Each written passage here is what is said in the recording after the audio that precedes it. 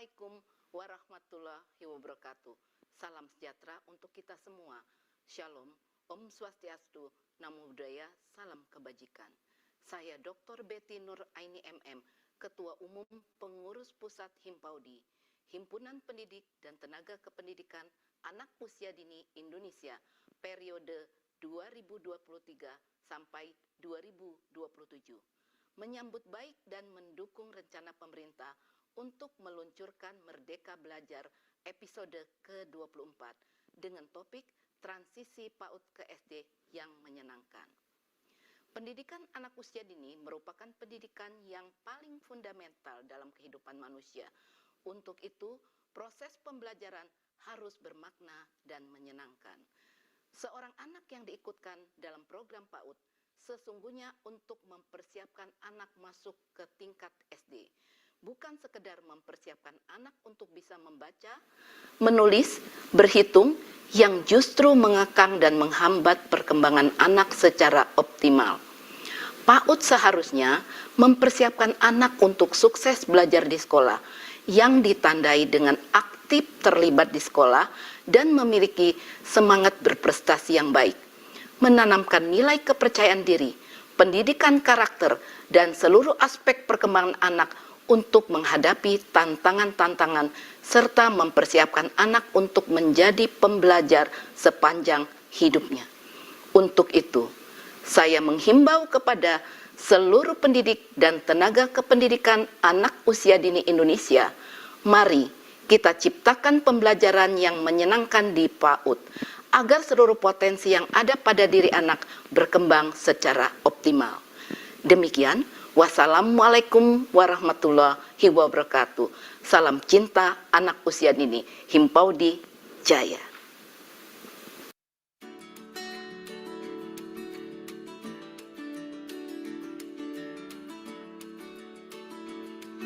Halo teman-teman. Halo teman-teman. Hai teman-teman.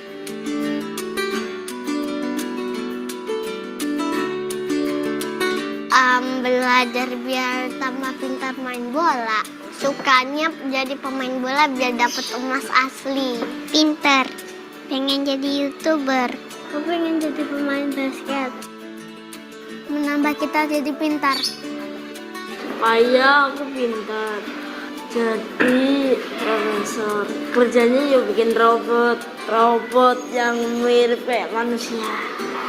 Belajar buat anak-anak ternyata punya makna yang kaya dan luas. Di balik wajah polos anak-anak, terdapat berjuta-juta ide yang penuh harapan.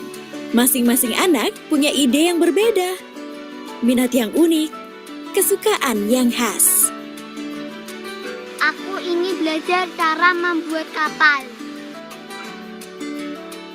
Aku ingin belajar bagaimana parasut bisa terbang. Aku ingin belajar tentang dunia yang luas.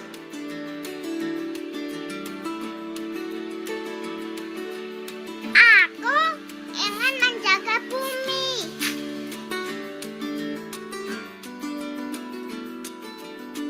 Begitu banyak kemungkinan yang bisa dicapai oleh anak, seandainya saja mereka mendapatkan kebebasan belajar. Sayangnya seringkali kita menuntut anak-anak untuk duduk manis, menulis rapi dan menghafal kata. Apakah kita sedang membunuh rasa ingin tahu mereka dan merampas hak mereka? Jangan rampas hak anak untuk belajar dengan cara mereka. Jangan cabut hak anak untuk menemukan minatnya dengan menyempitkan tujuan belajar hanya ke baca tulis hitung. Penuhi hak anak untuk berproses sesuai kemampuannya. Bangunlah kegemaran belajar anak di PAUD dan pendidikan dasar kelas awal, agar menjadi fondasi pembelajaran selanjutnya. Belajar bisa saja muncul dalam bentuk eksplorasi musik. Di balik eksplorasi ini, anak-anak mengembangkan pemahaman ritme, nada, dan melodi. Belajar bisa muncul dalam bentuk eksplorasi seni. Melalui seni, anak-anak mengekspresikan diri dan mengembangkan keterampilan motorik halus. Belajar bisa muncul dalam bentuk gerakan fisik. Bermain fisik seperti berlari, melompat, dan melempar dapat membantu anak-anak mengembangkan keterampilan motorik kasar dan koordinasi. Belajar bisa muncul dalam bentuk bermain dengan teman-teman. Melalui bermain dengan teman, anak-anak belajar keterampilan sosial seperti kerjasama, berbagi, dan berempati.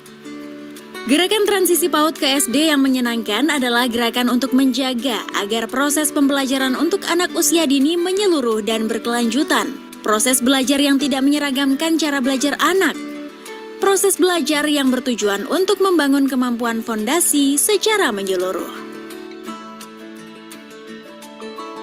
Semuanya itu adalah kemampuan fondasi yang perlu dibangun pada masa PAUD dan pendidikan dasar kelas awal. Dan itu merupakan kesempatan kita untuk menumbuhkan kemampuan fondasi ini.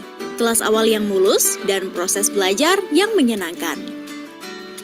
Mari guru-guru PAUD, sekolah dasar, madrasah ibtidaiyah, dan satuan pendidikan yang sederajat salinglah mendukung agar 3 target perubahan dapat bertumbuh menjadi budaya di satuan pendidikan kita.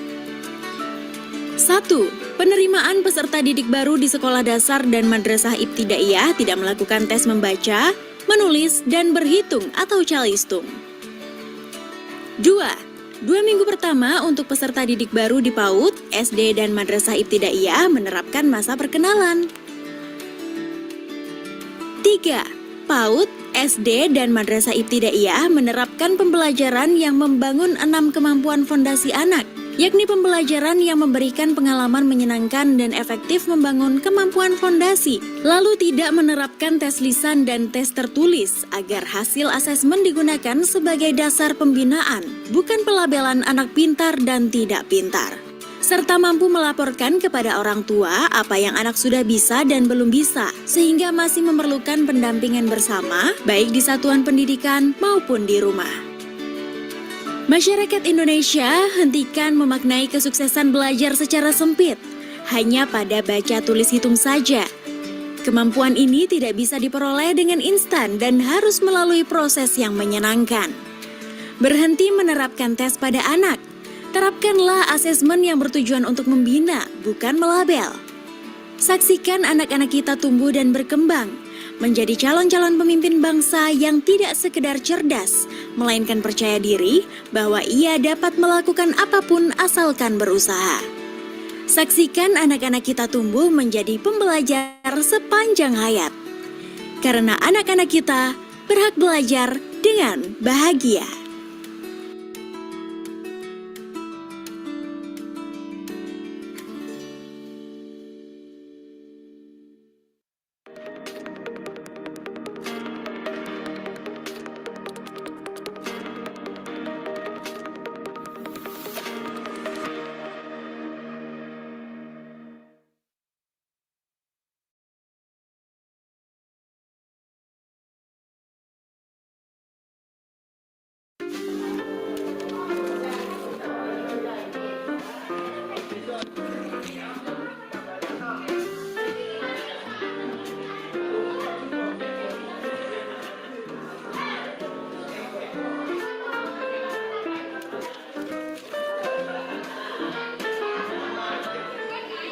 Kelas mana Mbak? Anak saya di kelas 1B, kalau Mbaknya anaknya di kelas mana? Anak saya Roni, kelas 1C. Gimana Mbak? Anaknya bisa ngikutin pelajaran nggak? Saya tuh khawatir loh kalau anak saya tuh kurang pintar. Kayaknya sih lumayan ya. Saya itu orangnya jarang ikut campur urusan sekolah anak. Saya sibuk kerja soalnya. Ini aja kebetulan saya bisa nungguin anak sekolah.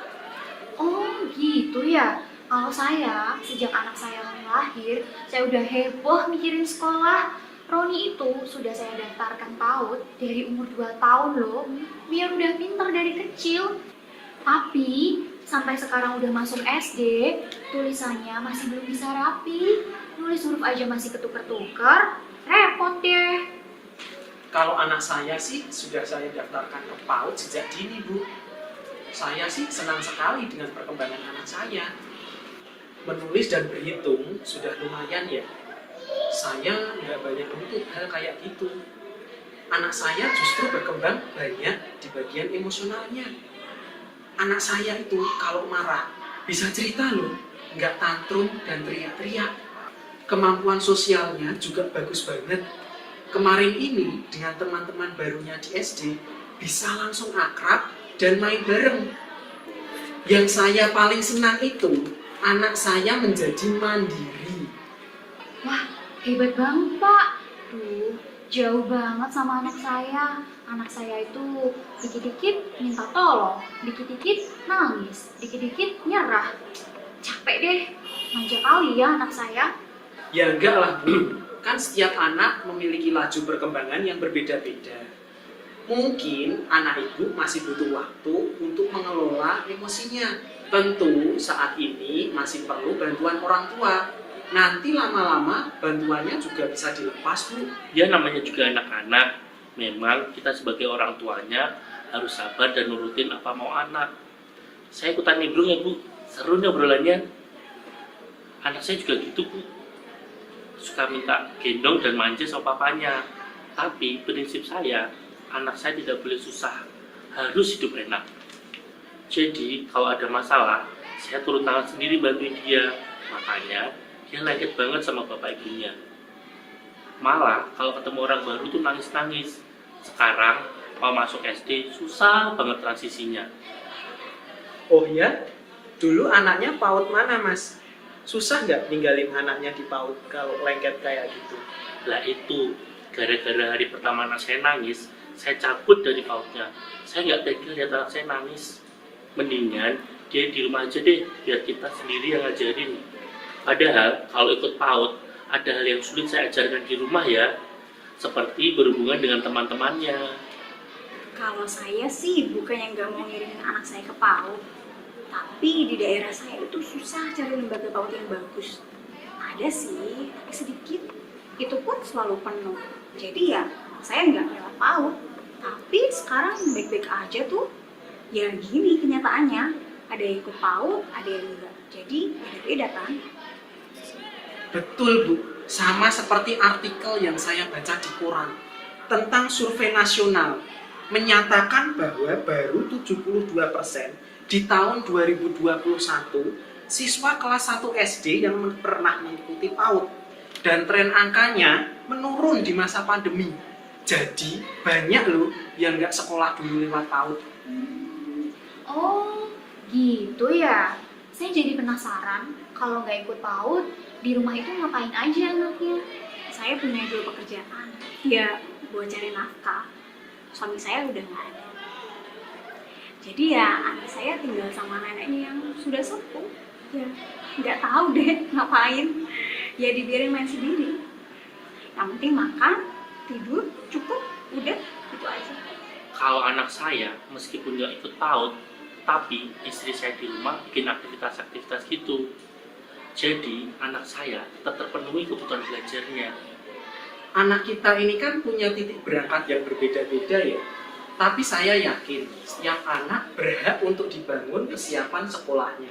Dimanapun titik berangkat anak, mereka berhak mendapatkan hak yang sama, yaitu memiliki kemampuan fondasi agar dapat siap bersekolah dan menjadi pembelajar sepanjang hayat. Kita perlu berhenti memaknai kesiapan sekolah sebagai proses penilaian tentang mana anak yang sudah siap, mana yang belum. Karena tujuan pembelajaran yang sesungguhnya adalah memastikan setiap anak mendapatkan haknya untuk memiliki kemampuan fondasi untuk menjadi pembelajar sepanjang hayat di tingkatan kelas manapun. Wah, terima kasih banyak infonya Pak. Saya jadi lebih lega. Anak saya gak akan ditinggal di SD. Saya nanti akan tetap dampingi anak saya di rumah. Nah, supaya anak-anak kita mempunyai kemampuan fondasi untuk siap masuk SD, sebagai orang tua perlu bekerja sama dengan pihak sekolah, dengan guru-guru. Kita bisa belajar dari guru PAUD dan guru SD. Bagaimana mendukung anak kita supaya proses penyesuaiannya dari PAUD ke SD nggak bikin anak kaget. Biar lancar prosesnya dan anak jadi senang belajar kan?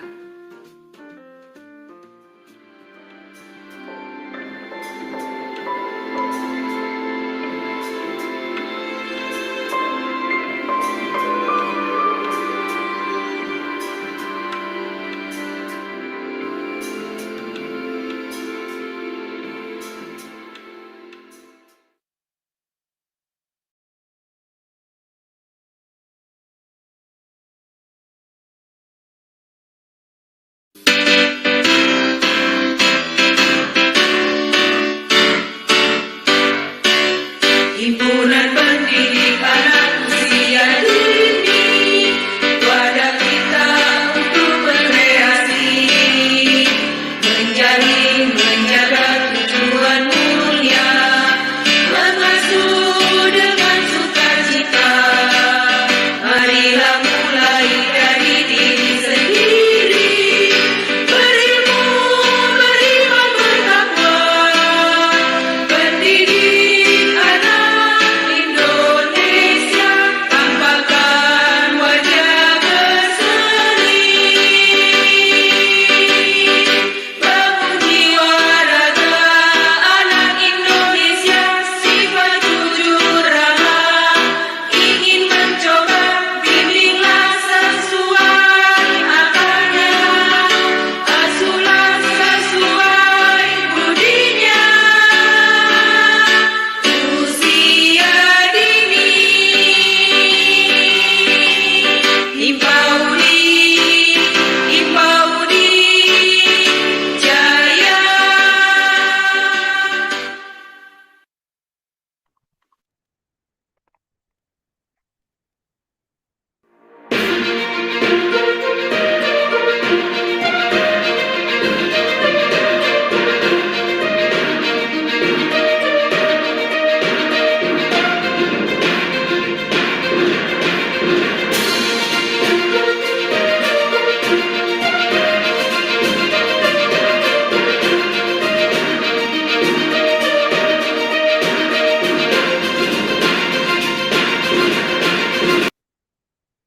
Assalamualaikum warahmatullahi wabarakatuh.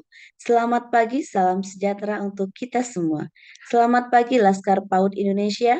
Selamat pagi Laskar Himpaudi dimanapun ayah, anda, dan bunda berada. Kita berjumpa lagi di Himpaudi TV, suara TV Himpaudi yang mengudara setiap hari hanya di YouTube channel Himpaudi TV. Himpaudi TV, suara PAUD Indonesia, saluran televisi informatif, edukatif, dan rekreatif bagi pendidik, anak, dan orang tua. Jangan lupa untuk selalu klik like, klik subscribe, dan klik tombol loncengnya. Dari studio Pangkal Pinang, saya Bunda Dewi akan menyampaikan kabar Himpaudi pada hari ini, Senin 1 April 2024. Pada hari Senin 18 Maret 2024, Ibu Rusilawati Effendi SCMPD menghadiri kegiatan pencegahan dan penanganan kekerasan di lingkungan satuan pendidikan. Diperlukan kolaborasi dengan berbagai pihak, baik pemerintah pusat, pemerintah daerah, organisasi mitra, dan satuan pendidikan di seluruh Indonesia untuk menciptakan lingkungan pendidikan yang aman di Hotel Century Park, Jakarta. Kegiatan ini bertujuan untuk pencegahan dan penanganan kekerasan di lingkungan satuan pendidikan. Diperlukan kolaborasi dengan berbagai pihak, baik pemerintah pusat, pemerintah daerah, organisasi mitra, dan satuan pendidikan di seluruh Indonesia untuk menciptakan lingkungan pendidikan yang aman. Hari Senin 18 Maret 2024, Ibu Yufi AM Natakusuma MPD menghadiri kegiatan rapat pembahasan draft final RSNI Tara di Hotel Mercure Sabang, Jakarta. Kegiatan ini bertujuan untuk sebagai pemenuhan target kinerja 2024 terkait layanan pemenuhan hak anak atas pengasuhan dan lingkungan, yaitu Taman Asuh Ramah Anak yang dilengkapi dengan SNI. Tanggal 19 Maret 2024, Umi Ifah mewakili pengurus pusat Himpaudi menghadiri diskusi hasil survei pemberian ASI, kendala dan fakta pemenuhan ASI eksklusif bertempat di Hotel Dafam Jakarta Pusat. Penyelenggara kegiatan adalah YAICI yang merupakan mitra kerja dari BP Himpaudi.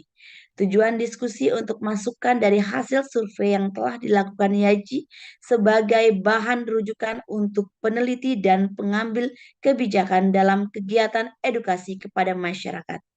Pada tanggal 21 sampai dengan 23 Maret 2024, Ketua 4 PP Himpaudi Ibu Haja Ana Anggraini MPD mewakili pengurus pusat Himpaudi menghadiri kumpul komunitas dalam rangka komunikasi program prioritas Direktorat Jenderal PAUD, Dikdas, dan Dikmen yang dilaksanakan di Aston Kartika Grogol, Jakarta.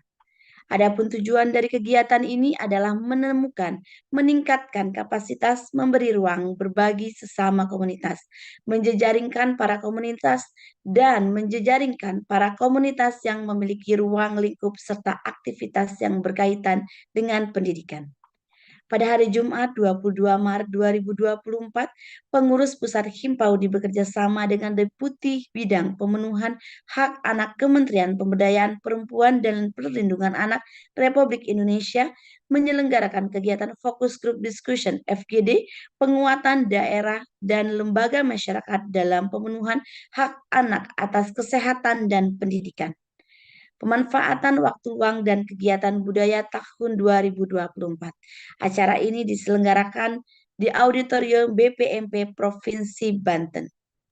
Pada hari Sabtu 23 Maret 2024, pengurus pusat Himpaudi berkolaborasi dengan pengurus wilayah Himpaudi Provinsi Sulawesi Tengah dan Papua telah menyelenggarakan kegiatan diklat dedikasi Himpaudi daring dengan tema Transisi PAUD ke SD yang menyenangkan. Acara ini dihadiri oleh Dr. Betty Nuraini MM, Ketua Umum PP Himpaudi, narasumber kegiatan Komalasari MPD, Direktur PAUD Kemendikbudristek RI, Nila Kusumaning Tias, ST MPD, Ketua 3 PP Himpaudi, Rusilowati Effendi SE MPD, Ketua Dep Organisasi PP Himpaudi. Acara ini dipandu oleh Kang Rudianto.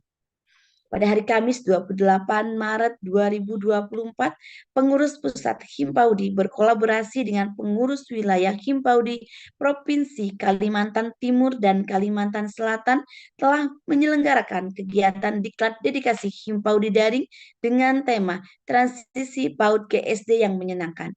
Acara ini dihadiri oleh Dr. Betty Nuraini MM, Ketua Umum PP Himpaudi, narasumber kegiatan Komalasari MPD, Direktur PAUD Kemendikbudristek RI, Nila Kusumaning Tias, ST MPD, Ketua 3 PP Himpaudi, Rusilowati Effendi SE MPD, Ketua Dep Organisasi PP Himpaudi. Acara ini dipandu oleh Kang Dede. Kemarin pada hari Minggu 31 Maret 2024, Himpaudi TV kembali menampilkan talkshow Himpaudi dengan tema membangun pondasi secara holistik dan bertahap di PAUD.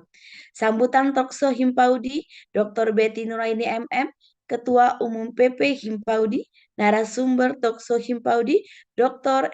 Dina Kusumawardani MPD, Kaprodi PAUD Untirta Banten. Acara ini akan dipandu oleh Bapak Aidil.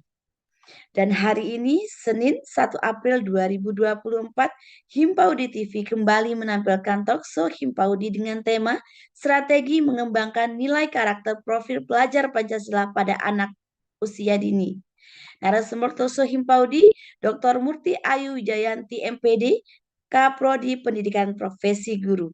Acara ini akan dipandu oleh Bapak Aidil. Demikian berita Himpaudi untuk hari ini. Saya Bunda Dewi mengabarkan untuk Suara Himpaudi TV.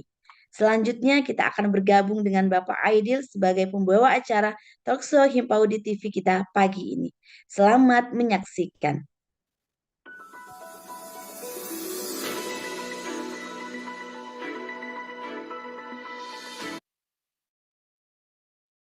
Baik, terima kasih. Terima kasih Ibu. Assalamualaikum warahmatullahi wabarakatuh. Selamat pagi dan salam sejahtera untuk kita semua. Selamat pagi, salam semangat untuk Laskar PAUD di seluruh Indonesia dan Laskar Himpaudi di mana saja ayah bunda berada. Selamat bergabung di YouTube channel Himpaudi TV yang siaran live setiap harinya hanya di YouTube channel Himpaudi TV. Jangan lupa untuk selalu like, klik subscribe, dan klik tombol loncengnya di kanal YouTube Himpaudi TV.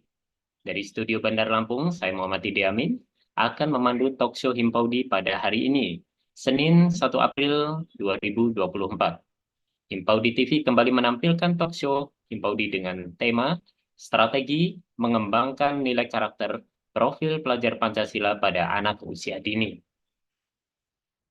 Ayah bunda sekalian, adapun biodata narasumber kita pada hari ini adalah Dr. Murti Ayu Wijayanti MPD. Beliau adalah seorang akademisi yang menyelesaikan pendidikan formalnya di Universitas Negeri Semarang dan Universitas Pendidikan Indonesia dengan gelar S1, S2, S3 dalam bidang pendidikan bahasa Inggris. Dia lahir pada 24 Oktober 1982 di Pemalang dan saat ini tinggal di Kota Serang, Banten. Saat ini beliau bekerja sebagai dosen di FKIP Untirta, Banten. Selain itu, beliau juga aktif dalam berbagai pelatihan dan pengembangan kompetensi, termasuk menjadi asesor kompetensi metodologi pelatihan BNSP. Pengalaman kerjanya mencakup berbagai posisi dan proyek seperti penyusunan modul, pengembangan kurikulum, dan instruktur pelatihan. Dengan berbagai pengalaman ini, Dr. Murti Ayu Wijayanti telah terus berkontribusi dalam meningkatkan kualitas pendidikan di Indonesia. Ayah bunda yang berbahagia, sebagai pengantar dari tema talkshow pada hari ini, kami ucapkan terima kasih kepada ayah bunda yang telah menyempatkan waktu untuk bergabung dalam acara talkshow spesial yang diselenggarakan oleh Himpaudi setiap harinya. Acara kita kali ini sangat spesial dan relevan untuk semua kita, terutama bagi kita yang memiliki peran penting dalam mendidik generasi muda, yaitu anak-anak usia dini. Tema yang akan kita bahas pada hari ini adalah strategi mengembangkan nilai karakter profil pelajar Pancasila pada anak usia dini. Sebagai bangsa yang besar dan maju, tentunya Indonesia memiliki tanggung jawab yang besar untuk mendidik generasi muda menjadi generasi yang memiliki karakter dan moral yang kuat, serta mampu menerapkan nilai-nilai Pancasila dalam kehidupan mereka. Pancasila bukan hanya sebagai dasar negara, namun juga sebagai panduan hidup yang harus ditetapkan dalam setiap aspek kehidupan. Oleh karena itu, penting bagi kita untuk memahami dan mengembangkan nilai-nilai Pancasila sejak dini pada anak-anak kita. Ayah bunda sekalian, anak usia dini merupakan masa emas dan perkembangannya. Pada masa ini, karakter dan kepribadian anak mulai terbentuk dan menjadi dasar bagi perkembangan selanjutnya. Oleh karena itu, peran pendidikan karakter terhadap anak usia dini sangat penting dan krusial.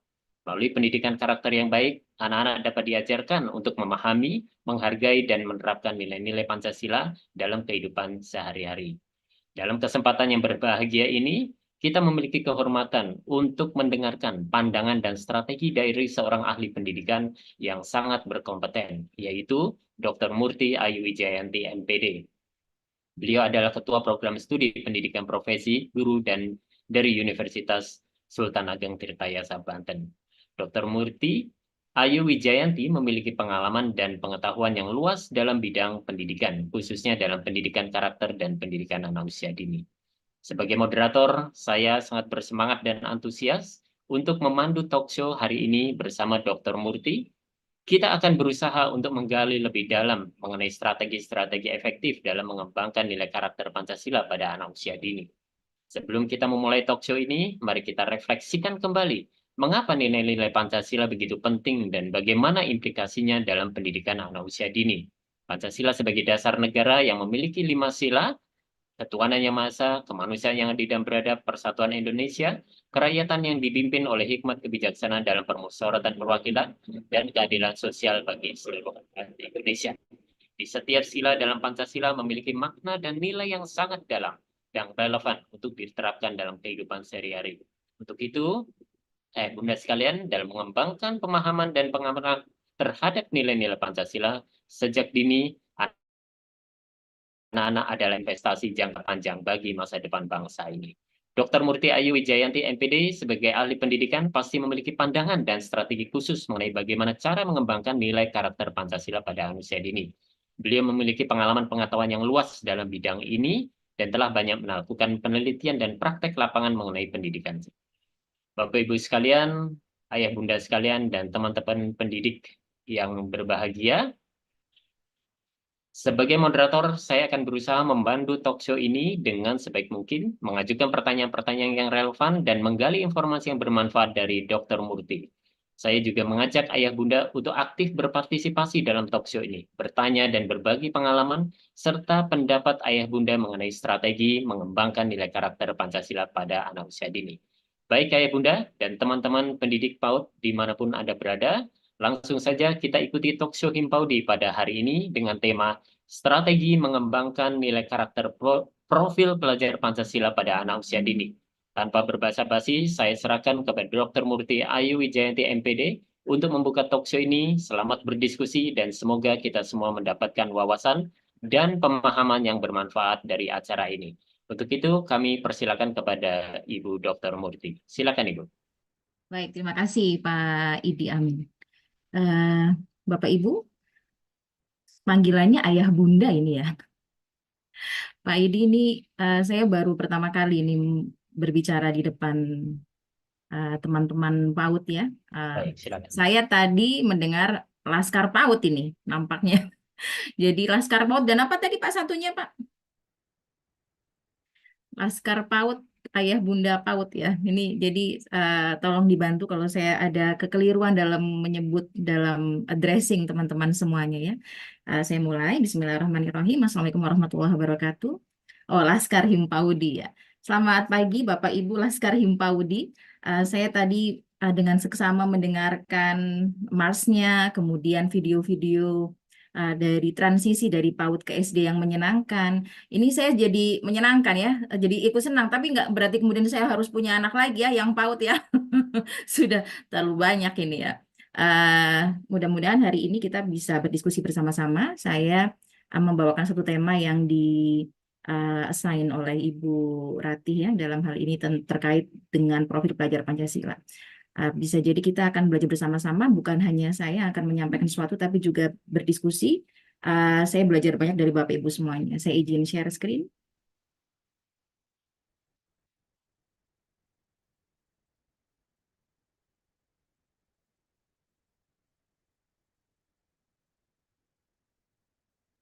Apakah slide saya sudah tampak, Bapak Ibu, Pak Idi? Sudah, Bu. Ya, sudah. Baik, terima kasih. Jadi ayah bunda semuanya, saya sempat mengoreksi sedikit ya. Jadi judulnya adalah strategi mengembangkan profil pelajar Pancasila pada anak usia dini. Jadi tidak nilai karakter saja, tetapi di sini kita akan berbicara banyak. Sebenarnya profil pelajar Pancasila itu apakah hanya karakter saja? Jadi kita akan mengupas habis ya. Nah ini Pak Idi, apakah saya diperbolehkan untuk interaksi dengan teman-teman yang ada di Zoom ini? Ya, silakan Ibu. Oke, Bapak Ibu yang sekarang bersama saya boleh dong berikan emot apapun, memberikan reaksi apapun, tanda reaksi apapun, bisa love, bisa apa aja. Artinya Bapak Ibu bersama dengan saya nih, boleh klik reaction ya. Ada di situ ya kayaknya ya. Sebentar. Oh ini modelnya seminar, apakah bisa ngeklik Pak? Atau boleh di chat juga boleh. Kalau chatbox masih bisa ya? Ya, di kolom chat masih bisa Ibu. Oke. Ini saya lihat ada 60 peserta nih. Ya, oke. Boleh mengirimkan emot apapun, ada gambar emot apapun nih. Oke, modelnya begini ya.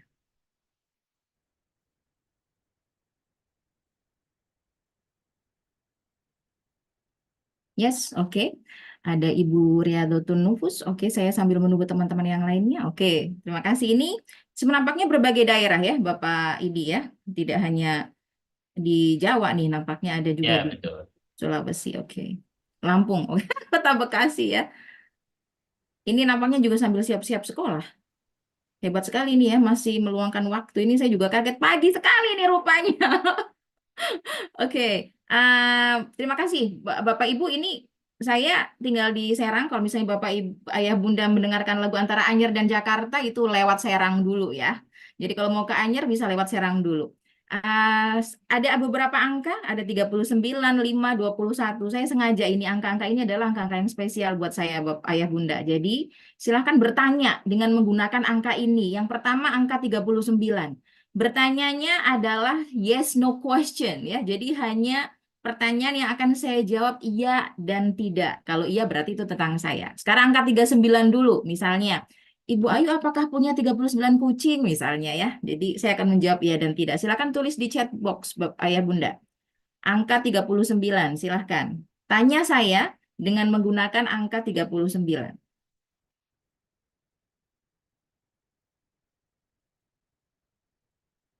Oke, saya tunggu. Boleh, silahkan tanya saya. Silahkan membuat kalimat tanya dengan menggunakan angka 39 ini ya. Tanyanya tentang saya. Misalnya saya tadi memberikan contoh, apakah Bu Ayu memiliki 39 kucing? Saya jawab tidak ya.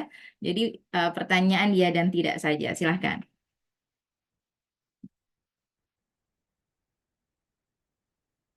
Apakah usia Ibu Ayu 39 tahun? Apakah saya semuda itu? Aduh, nampaknya saya tidak semudah itu, Bapak Ibu. Terima kasih. Silakan. Belum benar ya 39 yang usia. Silakan coba yang lainnya. Jangan tanya usia lagi karena itu udah tidak benar ya. Silakan. 39 masih 39. Saya kasih clue ya, biasanya ibu-ibu tuh tahu banget soal ini. Apakah? Oh iya, ini udah nih. Bu Purwati udah bisa menebak ya, apakah nomor sepatu Ibu Ayu 39 benar sekali ya, yang biasanya paket setiap hari nampaknya paham ya. Oke, 39 sudah nih kejawab ya. Terima kasih, ini Bu Pur sudah bisa jawab. Sekarang yang angka 21 itu aja, yang 5 nggak usah deh. Angka 21, clue-nya adalah kaitannya dengan education, dengan pendidikan. Silahkan. Angka 21, silahkan bertanya tentang saya, angka 21. Iya, kita lihat. Apakah sudah 21 tahun berkecimpung di dunia pendidikan? Saya kayaknya tidak setua itu ya. Oh, yang 5, Ibu Ayu putra dari 5 ibu dari 5 putra putri kebanyakan ya. Ini 5 kita skip ya, 5 kebanyakan anak saya 4 aja udah. I don't want to add some more ya. Jangan ditambah lagi. 21, angka 21, clue-nya tentang pendidikan. Bagaimana sistem pendidikan? Ayo, pertanyaannya hanya yes no question. Saya hanya menjawab dengan ya dan tidak ya. Kalau ini berarti informasi nih membutuhkannya. Yuk, satu lagi silahkan. Kaitannya dengan pendidikan. Udah. It's okay. Dicoba lagi. Ayo, Ibu.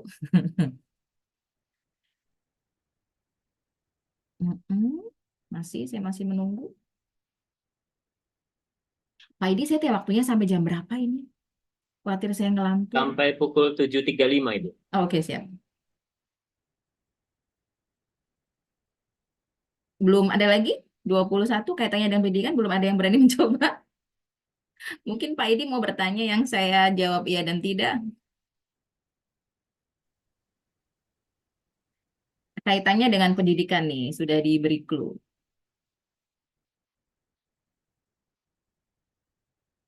Ini belum ada, oke. Nampaknya malu-malu ini ayah bundanya. Oke. Berarti ini buat PR ya. Ini siapa yang suka ngasih PR ini? Oke, 21 itu usia saya ketika selesai S1 ya. Jadi kita kalau bahasa Jawanya itu namanya cin ya. Kita menyerah gitu. Oke, saya lanjut nggih. Bapak Ibu, ayah bunda, saya memanggilnya sekeliru aja nih.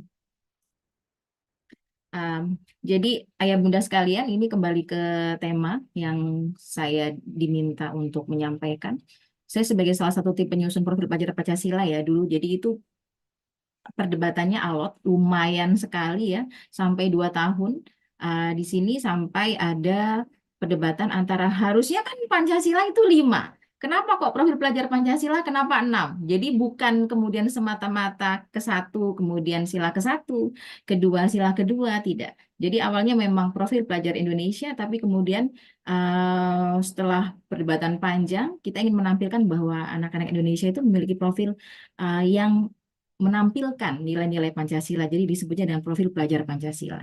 Harapannya pelajar Indonesia memiliki profil ini, jadi merupakan pelajar sepanjang hayat yang memiliki kompetensi global dan berperilaku sesuai dengan nilai-nilai Pancasila.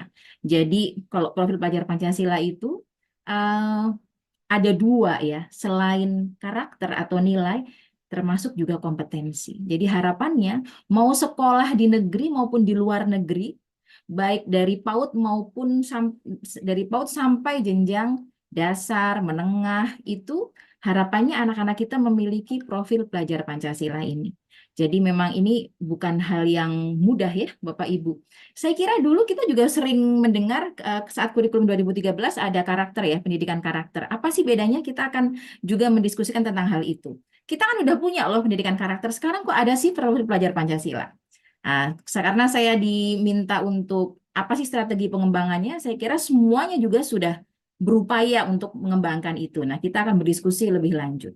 Sebelum kita berbicara tentang strateginya, saya sedikit akan mengupas tentang profil pelajar Pancasila. Saya kira udah ngelontok ini ya Pak Idia, udah di luar kepala nih, tapi saya coba refresh kembali ya Bapak Ibu semuanya. Jadi kalau tadi saya sampaikan nggak berarti kemudian harus 5, bukan ya.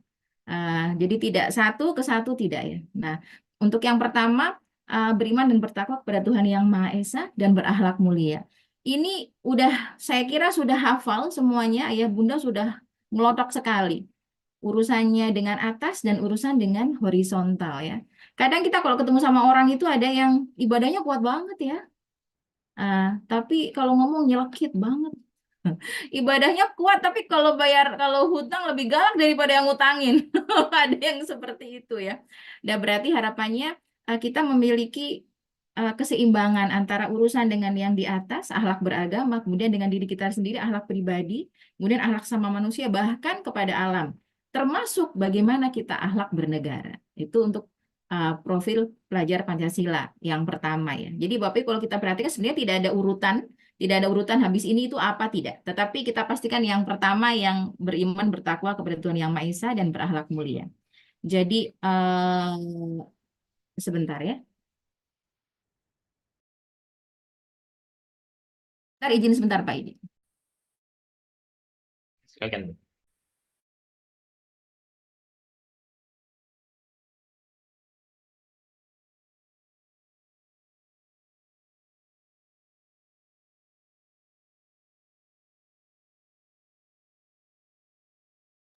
Mohon maaf. Oke, jadi itu yang pertama Bapak Ibu, ayah bunda semuanya. Kemudian yang kedua berkebinekaan global. Saya kira kita semua tahu lagunya RT 5, RW 3, boleh diteruskan ini berarti seumuran dengan saya. Jadi kita memastikan apa yang kita sampaikan di media sosial apapun, kan kita sering gatel ya, motret kemudian nyetatus gitu ya, kemudian bikin caption apa-apa gitu, tapi kita seringnya nggak sadar bahwa kita adalah selain sebagai warga RT 5, RW 3, nomor berapa, kita adalah warga negara dunia. Jadi apapun yang kita sampaikan, baik sekecil apapun itu berdampak, baik negatif maupun positif. Nah, ini saya sampaikan ini dulu kenapa? Karena kalau kita mau mengembangkan strateginya untuk strategi pengembangan untuk anak-anak, kalau kita sendiri belum ya ngapain? Karena harus kita dulu. Kita kan gatel ya pengen nyetatus apa gitu misalnya cekrek-cekrek udah selesai nyuci, ngepel, udah apa gitu. Aduh, tugas udah beres semuanya gitu ya. Di foto hasil setrikaan kita. Nah, sekarang setelah kita paham bahwa kita harus punya kompetensi berkebinekaan global. Ya, pastinya kita mikir dulu. Jadi apapun yang kita posting di sosial media apapun itu pasti berdampak baik kecil maupun besar ya, baik negatif maupun positif. Nah, kalau sudah begitu nampaknya harus hati-hati nih kalau misalnya mau posting ya. Berikutnya profil pelajar Pancasila berikutnya adalah bergotong royong. Apa sih bedanya bergotong royong dengan kolaborasi? Kenapa sih kok nggak kolaborasi aja? Kan kita udah tahu ada 4Cs gitu ya. Termasuk collaboration. Kenapa sih kok gotong royong? Kenapa gotong royong? Yes. Kenapa nggak kolaborasi aja? Jadi ini saya sebentar. Kalau misalnya gotong royong itu, kalau orang bilang itu kan kultur kita loh, kearifan lokal. Yes, betul sekali. Ada satu lagi yang membedakan. Kenapa kok gotong royong? Karena ada unsur kepedulian di sana. Orang bisa berkolaborasi, Bapak Ibu. Orang bisa bekerja sama untuk memastikan tujuannya tercapai bersama-sama. Apa yang diharapkan tujuannya bisa dicapai. Tetapi apakah ada rasa kepedulian? Kepedulian tidak mesti. Tetapi kalau misalnya di gotong royong, kita pastikan ada rasa kepedulian di sana. Nah, berikutnya anak-anak kita diharapkan menjadi anak-anak yang kreatif. Artinya bisa menyelesaikan masalah dengan berbagai solusi. Bisa untuk memecahkan masalah, mereka punya banyak alternatif. Ini ada kaitannya juga dengan kemandirian, dengan resiliensi anak. Nah, kita pengen punya anak dengan daya juang yang tinggi. Kalau gagal di satu hal, pengennya dia tetap berdiri tegak, kemudian mencari cara bagaimana sih cara menyelesaikan masalah ini. Berikutnya bernalar kritis. Orang itu kalau misalnya ngomongin bernalar kritis, saya lagi-lagi ngomong sosial media karena urusannya dengan informasi. Jadi kalau guru itu udah nggak ada yang forward sampai ratusan kali tanpa dibaca dulu. Tanpa dilihat dulu bener apa enggak. Kalau saya bilang otak kita itu yang pertama kali terima informasi itu sistem limbik atau emosi. Harap itu urusannya tuh pengen share gitu ya. Itu artinya kita pakai otak reptil, kita kan pengen survive karena ada serangan kita pengen survive. Kita pengen bertahan, padahal enggak. Kita harus cek dulu, kita pakai otak kita, otak strategis kita benar apa enggak. Oh, ternyata itu enggak di sini gitu ya. Nah, harapannya kita lebih bagus dalam mencari informasi. Kalau anak-anak kita diminta untuk bernalar kritis, harapannya guru menjadi agen pertama yang melakukan itu. Nah, seperti yang tadi saya sampaikan, termasuk mandiri ya. Tadi ada kaitannya dengan kreatifan, anak juga harus mandiri. Artinya mereka punya regulasi diri. Mereka ngerti mau jadi apa. Saya terus kalau mau jadi X, oh berarti gimana cara untuk menjadi X itu? Gimana strateginya? Dan jadi mandiri tidak hanya sekadar anak bisa melakukan sesuatu sendiri, tetapi sudah mikir, saya tuh pengen apa sih? Jadi kalau untuk mencapai itu, pengen keinginan itu tuh saya harus gimana? Gitu nggih. Jadi ayah bunda sekalian, ini yang harapannya anak-anak kita punya, baik mereka dari PAUD sampai jenjang dasar dan menengah. Dan PAUD itu tidak mudah. Orang bilang katanya guru PAUD itu paling gampang tepuk tangan aja ya nyanyi-nyanyi. No, paling susah ya. Sepaling gampang kalau saya boleh bilang ngajar di kampus sih. Jadi saya cuma bilang, can I have your attention please? Semuanya kayaknya udah rapi, udah tenang gitu ya. Udah saya tinggal ngasih lecturing aja. Tapi kalau guru PAUD bayangin, kalau belum rapi, belum siap, artinya belum ready untuk melakukan aktivitas ya masih lari-larian, itu ya nggak bisa. Dan butuh kreativitas tinggi sebagai guru PAUD ya. Jadi ayah bunda PAUD, guru PAUD kalau bersama dengan guru-guru yang lain jangan merasa minder ya. Dengan guru-guru dasar atau menengah itu jangan minder karena ayah bunda PAUD ini guru-guru PAUD itu keren banget. Oke, kita langsung ke ya. Ayah bunda jadi strateginya itu pertama pasti dari rumah dulu. Sebelum di sekolah itu pasti dari rumah. Jadi jangan harap di sekolah oke, kalau di rumah itu nggak oke. Dan pasti seperti yang tadi dengar itu harus ada kerjasama antara orang tua dengan pihak sekolah dengan yang ada di sekolah itu betul adanya.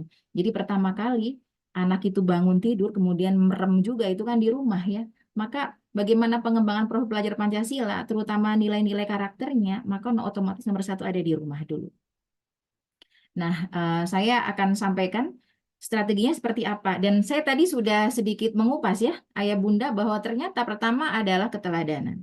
Saya tadi sudah membahas kalau kita harus menjadi agen yang pertama untuk profil pelajar Pancasila. Gimana kita mencoba encouraging, mencoba mendorong anak untuk kreatif kalau kita tidak kreatif. Bagaimana kita bisa encourage anak untuk menjadi seorang yang bernalar kritis kalau kita masih hobinya forward aja tanpa kita pikir lagi. Nah, maka keteladanan itu nomor satu. Anak itu ngelihat loh, ya kan? Dia akan melakukan apa yang kita lakukan tanpa kita sadari. Dan tanpa anak sadari, kita ngomong apa kadang-kadang, kok ngomongannya dibalikin ya? Ya memang anak seperti itulah. Jadi pertama kali yang kita lakukan adalah keteladanan. Kalau kita gagal dalam memberikan contoh, ya siap berarti anak-anak kita mungkin melakukan hal yang lainnya gitu. Jadi ayah bunda pastikan kita menjadi teladan yang baik. Saya tadi mengupas sedikit, refreshing sedikit tentang profil pelajar Pancasila dengan menggunakan sudut pandang kita sebagai orang tua dan sebagai seorang guru yang harus menjadi teladan.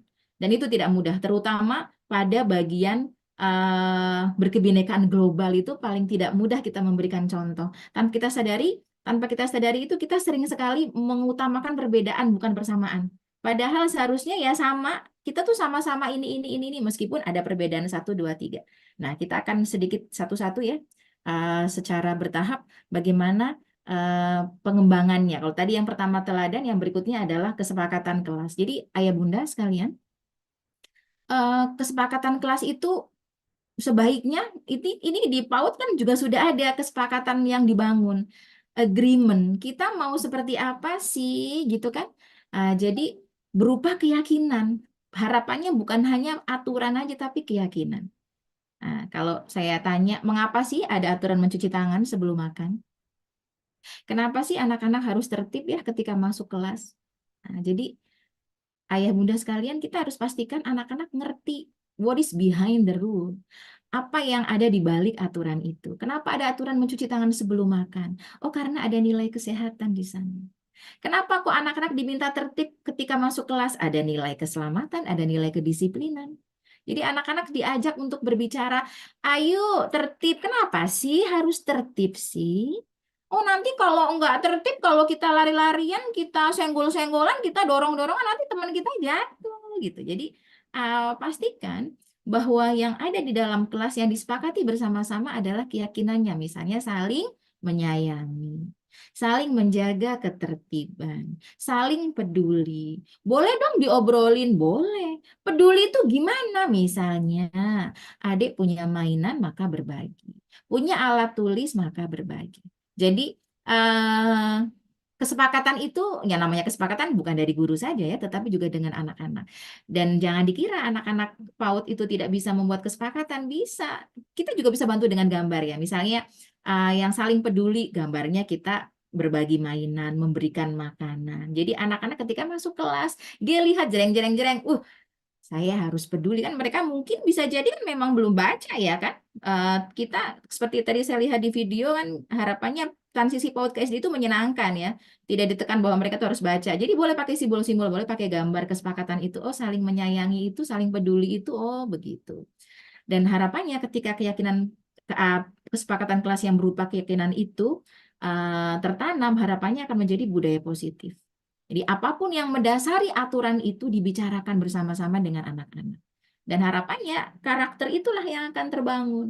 Keyakinan-keyakinan kelas itu berupa nilai-nilai kebajikan yang sama-sama disepakati.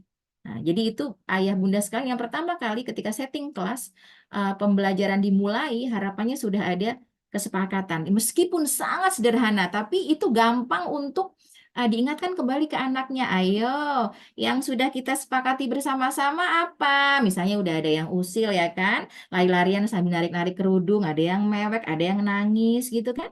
Ayo Rio, yang udah kita sepakati bersama-sama apa? Ayo di kelas. Iya ibu, saling menyayangi ya. Kita jadi gampang nariknya karena kita ada nilai-nilai yang kita sepakati bersama-sama. Jadi ayah bunda pastikan kita punya kesepakatan kelas yang berisi nilai. Dan berikutnya adalah dengan pembiasaan positif. Boleh nggak sih kita hukum anak itu dengan pembiasaan yang positif? Ya biar terbiasa gitu loh. Ayah bunda pastikan kalau misalnya kita menyampaikan pembiasaan itu ya betul-betul positif, bukan sebagai hukuman. Misalnya kalau anak udah ganggu temennya sampai nangis gitu, dah kamu kan tadi udah gangguin adik ya, ayo dipungutin sampahnya, itu kan nggak relevan ya. Jadi pembiasaan yang positif itu betul-betul positif, bukan sebagai suatu hukuman. Apapun yang dijadikan sebagai suatu hukuman meskipun positif, maka dia akan membentuk konsep diri yang negatif. Suatu hari nggak mau lah itu mengutin sampah. Adik, kenapa kok kamu nggak mau mengutin sampah? Kenapa kok ini berceceran nggak ditaruh di tempat sampahnya? Loh, aku lagi nggak dihukum kok. Ya kan? Jadi pastikan pembiasaan positif itu memang betul-betul positif, tidak dilabeli sebagai sebuah hukuman. Nah, berikutnya ada strategi berikutnya adalah classroom activity infusion. Jadi apapun yang kita lakukan dalam kelas. Misalnya, seperti tadi yang saya sampaikan, dulu kan ada pendidikan karakter loh, yes. Tetapi apa bedanya dengan profil pelajar Pancasila? Kalau dulu kalau di pembelajaran di sekolah menengah namanya RPP, kalau di PAUD RP apa Pak Idi ya, khawatir saya keliru karena saya tidak di PAUD. Yang pembelajaran harian itu ya? Ya, RPP, Bu. Oke, itu pembelajaran harian. Kalau dulu di pendidikan karakter itu di RPP itu ditulis aja bla bla bla, anak melakukan aktivitas bla bla bla dengan bersungguh-sungguh.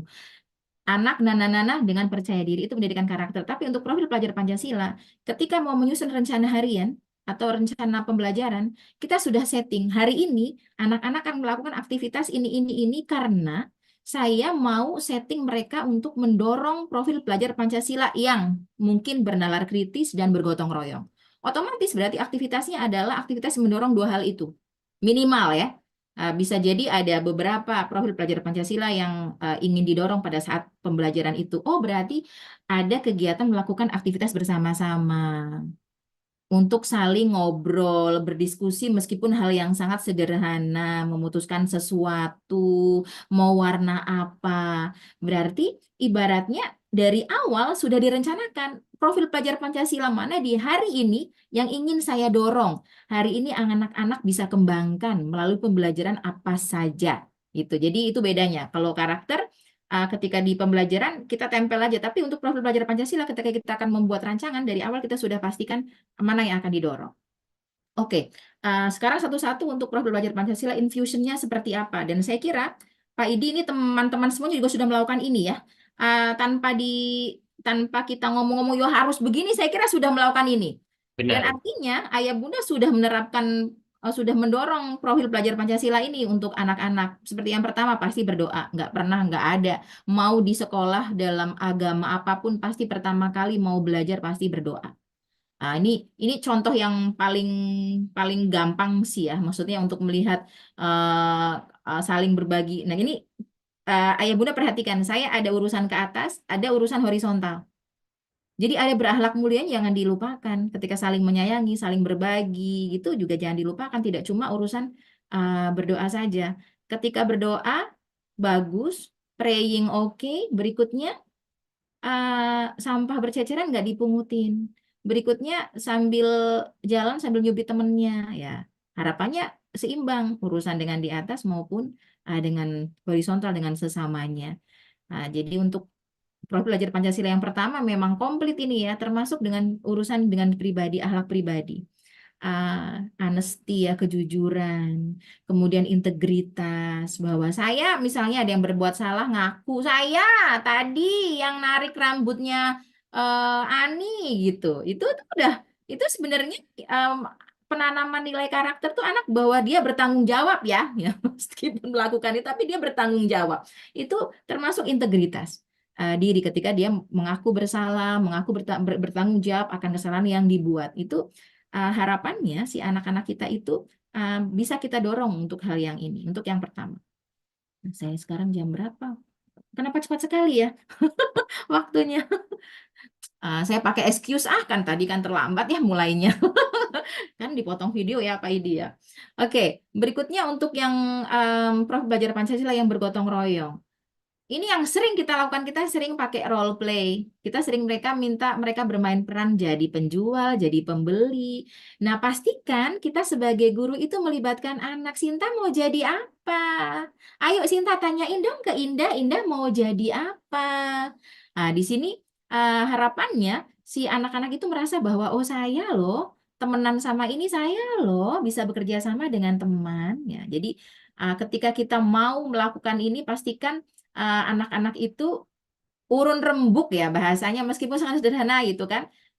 Bahwa saya mau ini, kamu mau jadi apa? Ayo kamu baiknya jadi ini deh gini gitu. Jadi si anak-anak kita merasa semuanya saling terlibat.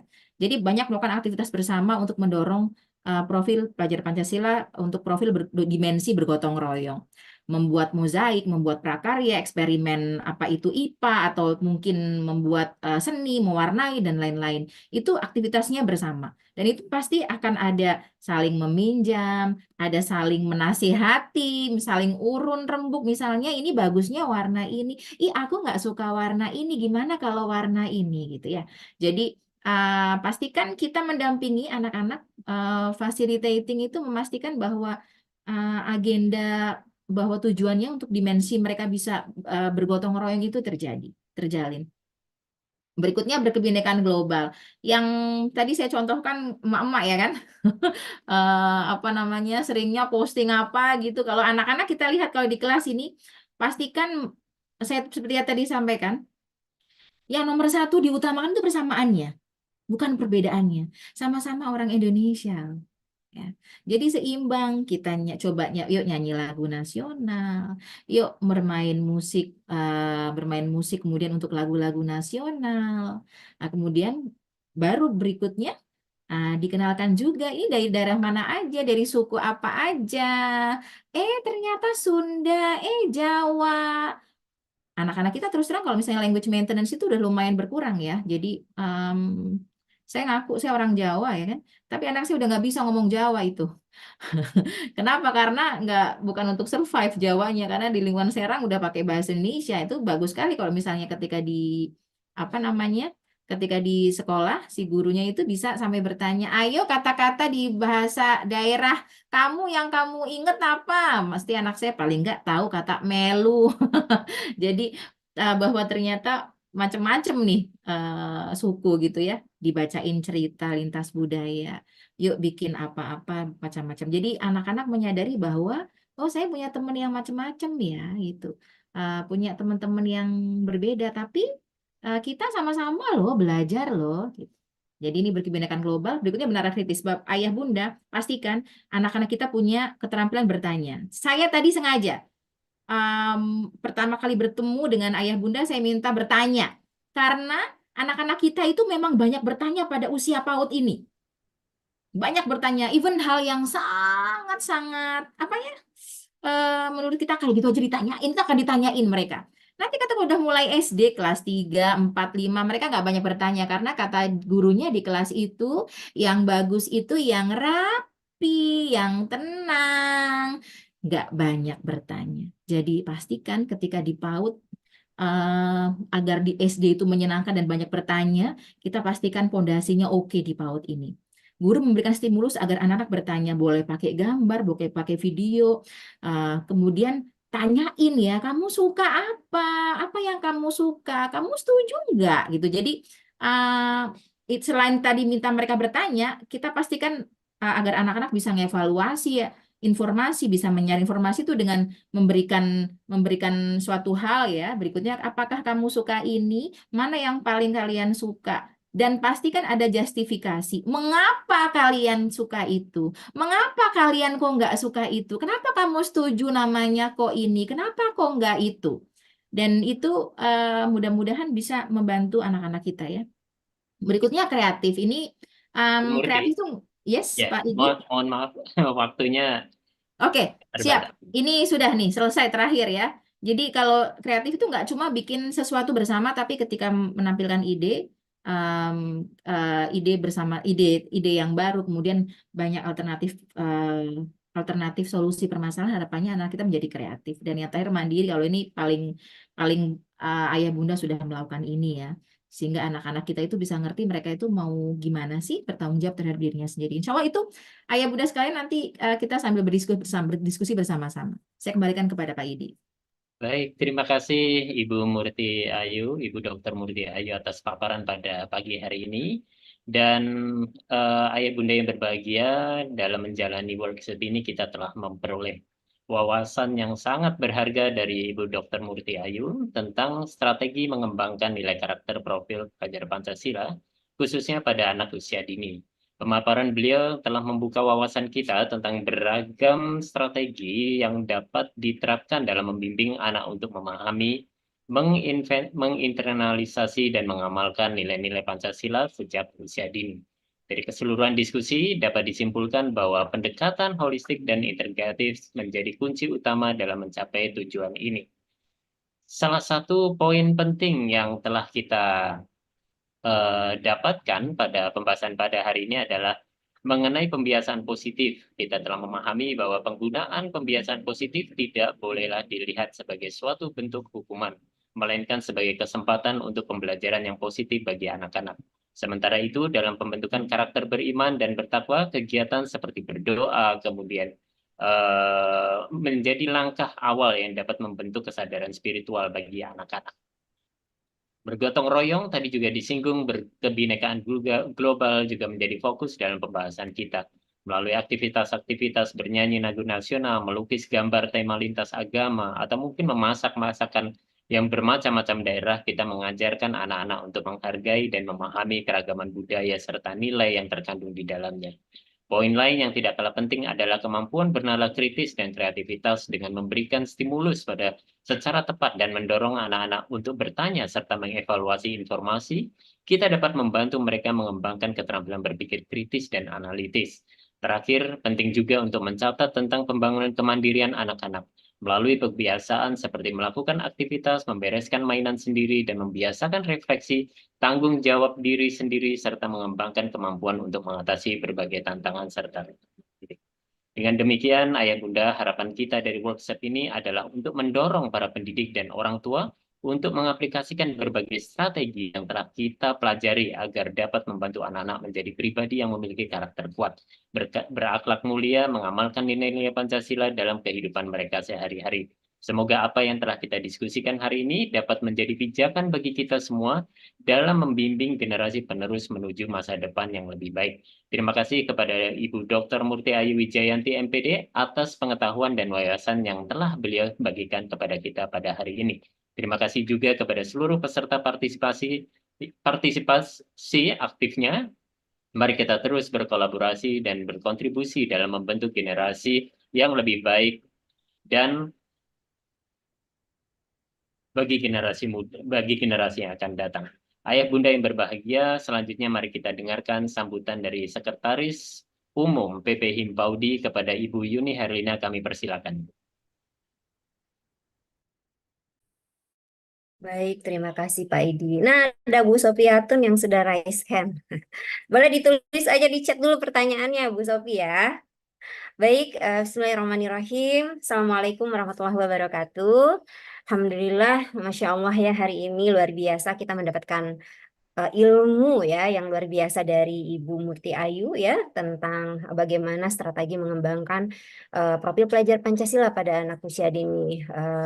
Meski ini bukanlah pengetahuan baru ya Bu Murti ya, tetapi ini masih menjadi tema menarik ya yang terus penting untuk dibahas, diulik di satuan PAUD gitu.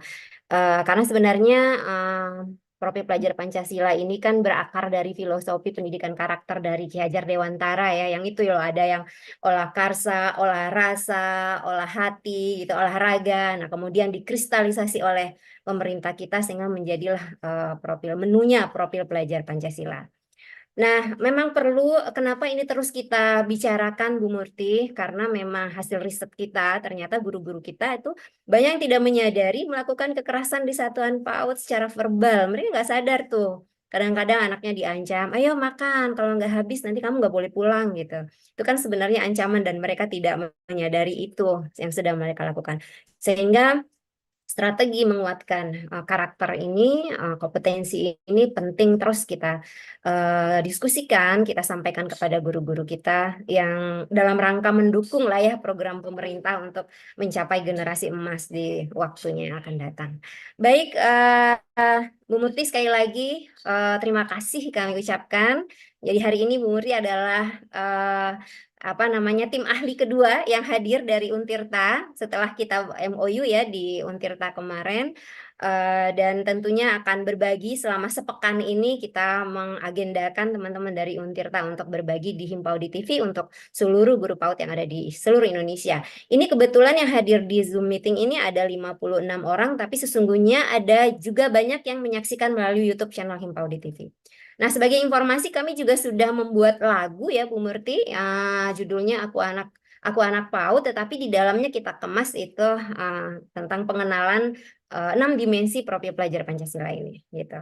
Oke, tidak banyak yang bisa kami berikan, hanya sebuah piagam penghargaan ya untuk Bu Murti ini, tetapi kami tulis ini dengan tinta cinta dan tinta Terima kasih kasih sayang. banyak. Ya, kami serahkan kepada Ibu Dr. Murti Ayu Wijayanti MPD atas partisipasinya menjadi narasumber Talkshow Himpaudi dengan tema strategi mengembangkan nilai-nilai karakter profil pelajar Pancasila anak usia dini di Himpaudi TV pada hari ini Senin 1 April 2024. Sekali lagi terima kasih banyak Bu Murti.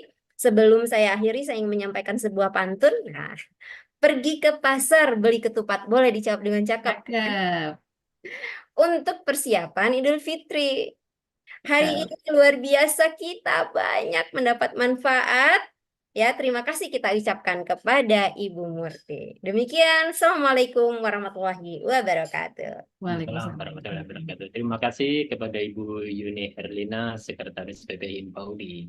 Ayah Bunda yang berbahagia, mengingatkan kepada Ayah Bunda penonton setia Himpaudi TV agar dapat mengisi link registrasi kegiatan link registrasi kegiatan kita pada pagi hari ini karena akan ada free sertifikat dan materi dari narasumber. Terima kasih kepada Ibu Dr. Betty Nuraini, Ketua Umum PP Himpaudi. Terima kasih kepada narasumber atas partisipasinya dan bersedia hadir pada hari ini. Terima kasih kepada seluruh kru Himpaudi TV yang bertugas. Terima kasih kepada para penonton setia YouTube channel Himpaudi TV dimanapun ayah bunda berada. Jangan lupa untuk tetap menyaksikan Himpaudi TV esok dengan tema yang tidak kalah menariknya. Hanya di YouTube channel Himpaudi TV. Jangan lupa klik like, subscribe, dan klik loncengnya.